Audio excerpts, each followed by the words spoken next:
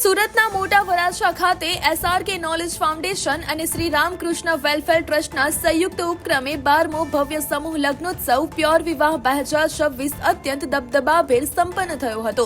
SRK ગ્રુપના સ્થાપક શ્રી ગોવિંદભાઈ ધોળકિયાના સેવાકીય અભિગમ હેઠળ યોજાયેલા આ મંગલ પ્રસંગે 75 દીકરીઓના લગ્ન તમામ ધાર્મિક વિધિવિધાન સાથે માનભેર કરવામાં આવ્યા હતા.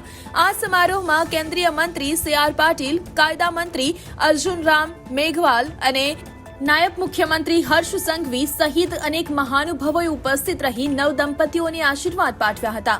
SRK પરિવાર તરફથી દરેક દીકરીને 3 લાખથી વધુની ઘરવખરી કર્યાવર રૂપે અર્પણ કરવામાં આવી હતી. 15,000થી વધુ મહેમાનોની સાક્ષીમાં યોજાયેલા આ ઉત્સવ સામાજિક જવાબદારી અને દીકરીઓના ગૌરવનું ઉત્કૃષ્ટ ઉદાહરણ બન્યો છે. 2015થી શરૂ થયેલા આ અભિયાન અંતર્ગત અત્યાર સુધીમાં 1,000થી વધુ યુગલો સફળતાપૂર્વક લગ્ન ગ્રંથિથી જોડાયા છે.